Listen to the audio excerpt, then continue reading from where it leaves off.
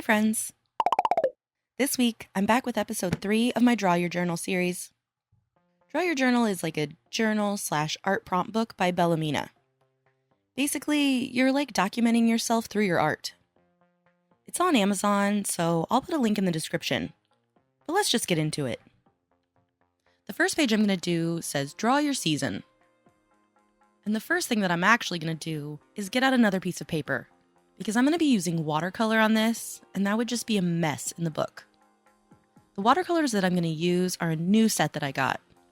They're still like cheap kids watercolors. Well, actually kids, adults, beginners, artists. But they have more colors in the palette I've been using, so I consider that a step up. I do actually have plenty of good watercolors. I just feel like I'm not talented enough at watercolor to use them. I do realize that that is ridiculous, and I would be the first person to tell someone to just use them already. But just do as I say and not as I do, alright? Until I feel more confident, I'm just going to continue to use these cheap supplies. I mean, it all comes out okay usually anyway. Wow, I'm super in love with these trees so far. So, you might be wondering how this is my season. Well, my favorite season is fall. It's hoodie weather, football Saturdays, spooky season. But one of my favorite things is when the leaves fall and get all crunchy on the ground. The main street in the neighborhood where I live is completely lined with trees. And for like 1 week in the fall, the leaves are all changing and falling, and it's like the whole street is covered in fall confetti. The trees are orange and yellow, the ground is orange and yellow. It's just like the perfect picture of fall. So that's what this picture is going to be. After painting everything in watercolors, including that super patchy sky, I'm going to go in with colored pencils to try and even some of it out. I tried to draw clouds in the sky, except that I don't know how to draw clouds. And I tried to draw shadows on the cement, except that I don't know how to draw shadows. And I do like the shading on this grass, but most of this gets covered up later anyway. My favorite part is the detail the colored pencils add to the trees. I really like how these came out. I feel like I usually like how my trees come out. Maybe I should only draw trees for the rest of my life. Switching to yet another art supply, I'm going to use Posca pens for the leaves. I didn't want to individually draw leaves, and I don't know how to do that thing where artists just give you a blurry impression of leaves. So instead, I'm just going to stab at the paper 5 million times.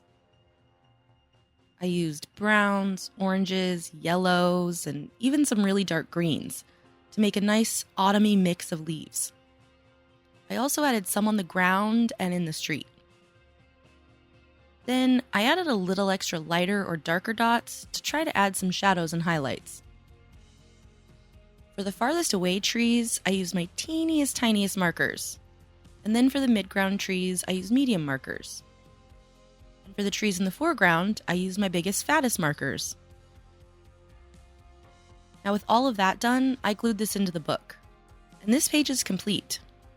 I really like this page, and I will probably cover it in tape eventually to protect it, but I want to wait until I do the pages before and after it so that I can wrap the tape around. The second page I'm going to do says Draw Your Drips. Draw your best drips. I love drips.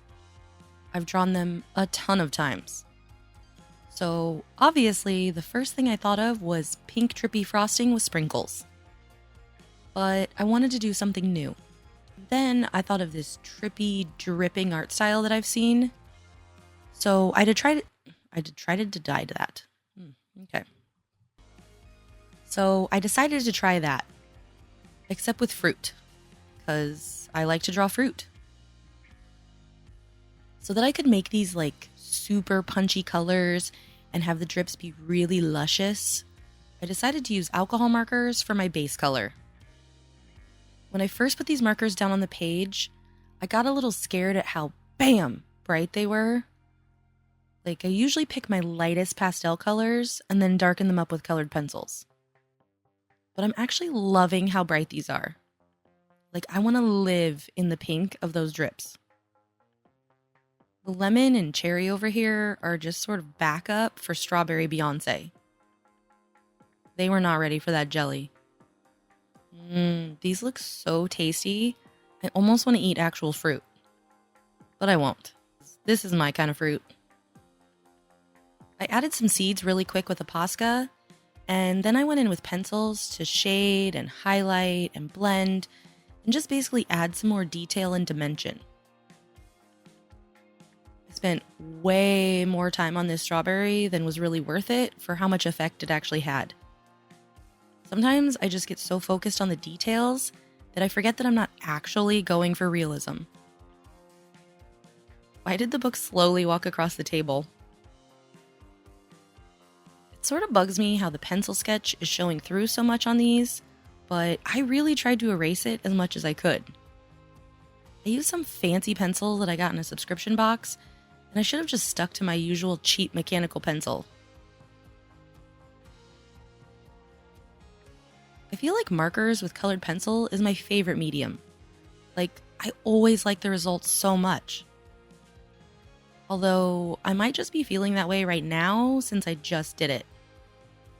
Next week, I'll paint something, and then that'll be my favorite medium.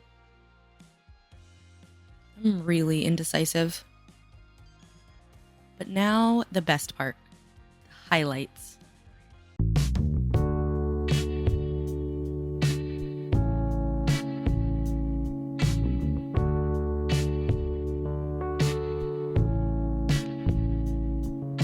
For the background, I did actually have a plan. Sort of. I wanted to do a checkered background in a really light color. Partly so it wouldn't clash with the fruit, and partly because I've been watching a lot of Mira Byler lately, and that girl loves her checkered backgrounds. I wish I would have stuck with just the blue, but it was looking too light in my monitor, so I added purple squares. I don't like it as much, but it's just the background.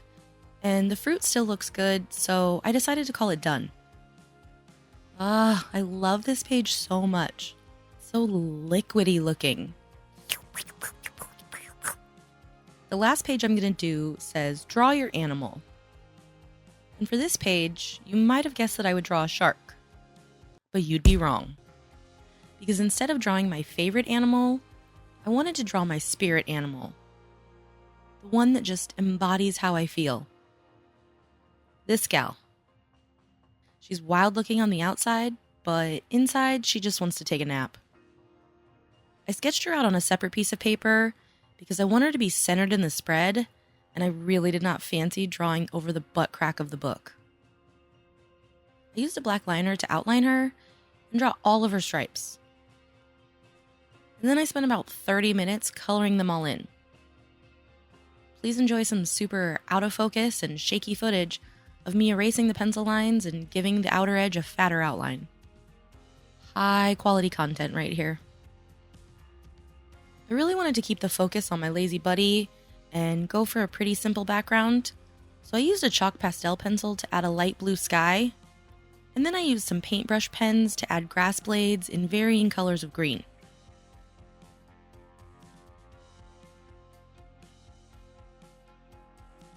I used this little penknife to cut out the zebra.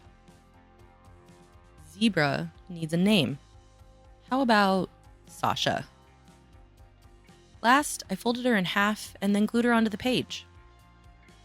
And this page is done. Looking at this, I want to take a nap. So that's all I had time for this week. What do you think?